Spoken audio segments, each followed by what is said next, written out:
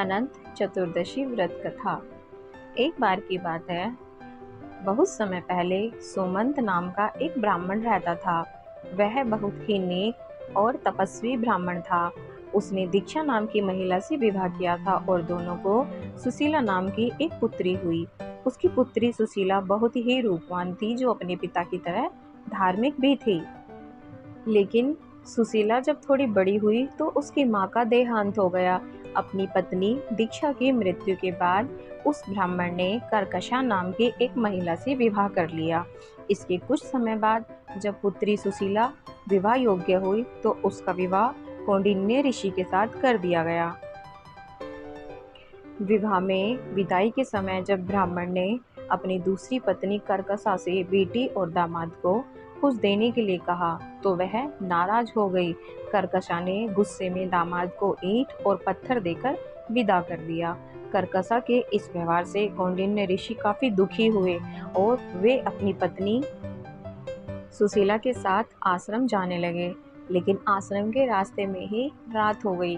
रात होने के कारण दोनों एक नदी के किनारे रुक गए। इसी दौरान सुशीला ने देखा कि नदी के किनारे कुछ स्त्रियां सुंदर कपड़ों में सजी हुई किसी देवता की पूजा कर रही थीं। सुशीला उन स्त्रियों के पास गई और उनसे पूछा तो उन्होंने बताया कि वह अनंत व्रत की पूजा कर रही हैं और उन्होंने उसे पूजा की महत्ता के बारे में भी बताया।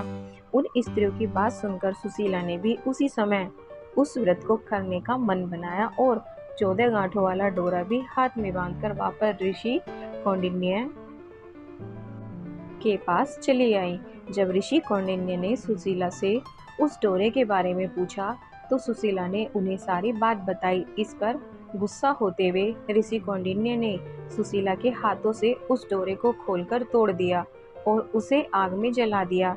इतना करने के कारण ही ऋषि कौंडिन्य की सारी संपत्ति अचानक समाप्त हो गई और कुछ ही समय में वह बहुत गरीब हो गई। इससे ऋषि कौंडिन्य बहुत दुखी रहने लगे। एक दिन उन्होंने अपनी इस गरीबी के बारे में अपनी पत्नी सुशीला से पूछा तो सुशीला ने बताया कि यह भगवान अनंत का अपमान करने के कारण हो रहा है। उन्हें वह डोरा नहीं जलाना चाहिए था। अपनी पत्नी की बात सुनकर ऋषि को अपनी गलती का एहसास हो गया। इसका पश्चाताप करने के लिए वह तुरंत उसी जंगल में गए और अनंत डोरे की खोज करने लगे। कई दिनों तक वह जंगल में भटके लेकिन उन्हें अनंत डोरा नहीं मिला। एक दिन जंगल में वह बेहोश होकर गिर गए। तभी उसके सामने भगवान अनंत प्रकट हुए। उन्होंने ऋषि कौंडिन्य से कहा, हे कौंडिन्य, तुमने अनजाने में ही सही लेकिन मेरा अपमान किया था। उसी की वजह से तुम्हें यह सारे दुख झेलने पड़े हैं। अब तुमने अपनी उस गलती का पश्चाताप कर लिया है, इसलिए मैं तुमसे बहुत खुश हूँ। मैं तुम्हें वरदान भी देता हूँ कि जब तुम घर जाकर पूरी विधि विधान से मेरा अनंत व्रत करोगे तो अगले 14 सालों में तुम्हारे सारे कष्ट दूर हो जाएंगे। तुम हर तरह के सुख से संपन्न हो जाओगे। भगवान अनंत की बात सुनकर ऋषि कौंडिन्य घर गए और विधि विधान से अनंत व्रत करते हुए भगवान अनंत की पूजा की।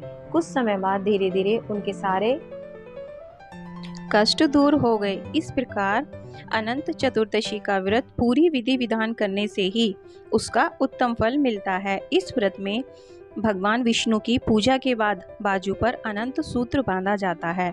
इस धागे में 14 गांठ होती हैं। इस धागे को ही अनंत कहा जाता है।